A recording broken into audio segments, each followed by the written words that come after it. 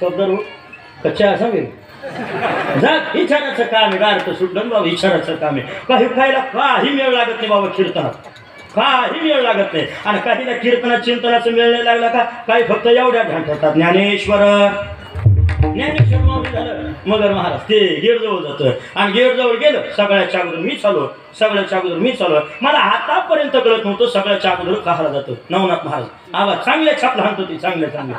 ही एक जण मही चप्पल हाणली आणि चहा घेताना म्हणलं का हो मही चप्पल तुमच्या पायाचा प्रसाद म्हणून म्हणलं हा असा प्रसाद जर रोजच्या रोज वाटायला लागलो तिकडे गाडीचे टायर नाही शिकवला.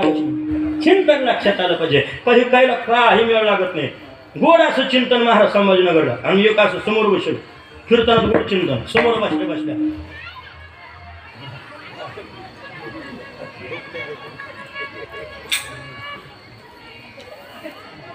मी अख्खे कीर्तन त्याच्याकडे कोण केलं 2 तास. मी म्हणलं त्या माणसाचं लयच अभ्यास राव. ती म्हणे कशाचा अभ्यास त्याला ऐकायलाच येत नाही. असाही घोर व्हायला नको त्याच्यामुळे लय घोर तरी होईल ना. चला आता इकडे लक्ष द्या. विनोदाची झालर कीर्तनात याच्या करता कीर्तनकारने कुठलाही मुद्दा मांडला तो श्रोत्याच्या गळी उतरावा याच्याकरता थोडक्यात तो होते विनोदाची झालर थोडक्यात होत नाही. आणि तेवढ्यात महाराज तुकोबराने काय करावं कधीतरी भांडारा कधीतरी भामचंद्र आणि कधीतरी घोरड्या डोंगरावर भजनाला जाणं असायचं. कारण साधनेचे 3 ठिकाण होते. आणि एक वैशिष्ट्य होतं बरं का जोपर्यंत तुकोबरा जेवत नव्हते तोपर्यंत आमचे जिजाबाई सुद्धा जेवत नव्हते. आता कसं आहे बाबा अलीकडे बाबाने केलं बाबा म्हणणं आहे की नाही. आणि तेवढ्यात भामचंद्र डोंगरावर एक वेळेस महाराज तुकोबरा भजन चालू होतं. त्या टोपल्यामध्ये भाकरी घेतल्या आणि भामचंद्र डोंगरावर आमचे जिजाबाई गेल्या. भजन चालू होतं रामकृष्ण हरे जय जय रामकृष्ण हरे असं भजन चालू होतं. आणि भजन चालू असताना आता जिजाबाई म्हणायला लागल्या महाराज आता थोडं भजन थांबवा मालक थोडं भजन थांबवा आता एकदा जेवण करून घ्या. आणि जेवण झालं का परत पहिल्यापासून भजन चालू करा. काय भक्तीचं टोक होतं महाराज. खरी सेवा खरी भक्ती होती. इथं थोडं मार्मिक 5G बारकाईनं ऐकावं लागेल. भजनासाठी जेव घालणाऱ्या या तुकोबराच्या पत्नी परत एकदा ऐका बरं का. भजनासाठी जेव घालणाऱ्या या तुकोबराच्या पत्नी आणि जेवणासाठी भजन करायला लावणाऱ्या या आमच्या पत्नी. गुरुजी येईल लक्षात काढायला होती होईल काही काहीला जरा लेट येते थोडं. आणि एवढंही करता एक वेळेस भांडारा डोंगरावर तुकोबरा गेली भजन चालू होतं. आणि टोपल्यामध्ये उन्हाळ्याचे दिवस होते दुपारचा टाइम होता 1:30 वाजेच्या दरम्यानचा प्रसंग. पायात चप्पलही नव्हती. आणि टोपल्यामध्ये भाकरी घेतल्या पाणी घेतलं टोपलं डोक्यावर घेतलं. आणि तेवढ्यात गावाच्या बाहेर आलं का 3 रस्ते फुटायचे.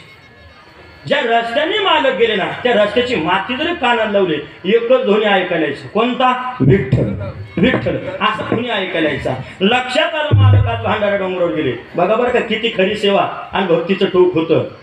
ज्या वाटेना तुकोबरा गेले ती वाट विठ्ठल विठ्ठल म्हणत होती बाबा. आणि आपली वाट लागली तरी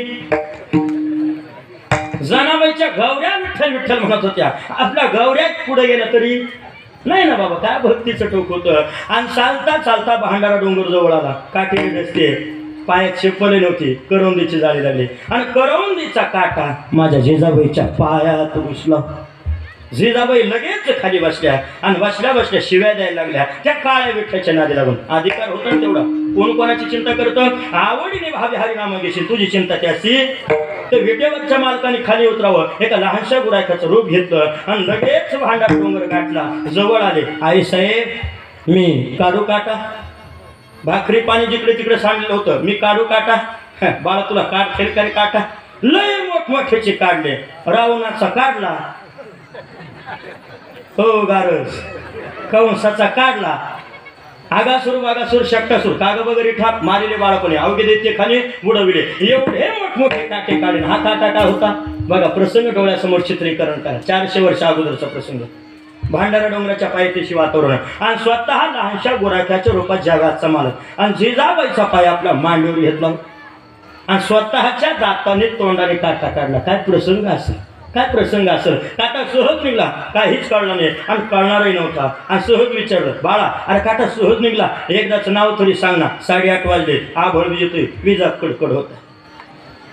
विजा चमकू राहिला. एकदाच नाव तरी सांग ना. कोण म्हणतो तुम्ही नका गडबड करू. म्हणे म्हणे आई साहेब माझं नाव जरी कळलं तरी शिव्यात घालशील, आज तरी पण सांगणार. नाव विठोबा, बर बर. गाव दारस, माहिती होतं फायरिंग होणारी म्हणून. गाव पंढरपूर, तूच होतो काळा, माझ्या धान्याला वेळ करणारा तूच का. एवढी जमीन गेली तेव्हा तुला दिसलं नाही, पूर्व पाणी पाणी करता गेलो तेव्हा तुला दिसलं नाही, आणि आज काटा काराला थांब म्हणे दगडूच घेत. प्रसंग कसा वादात्मक तयार झाला भक्ताचा देवाचा. आणि हा प्रसंग अरुण गुरुजी ज्यावेळेस भांडारा डोंगर जगद्गुरु तुकोबर आहे भक्त आणि म्हणताय इथं भक्ताचा देवासोबत वाद आहे, तरी त्याच्यात अधिक आनंद आहे. अभंगाचं दुसरं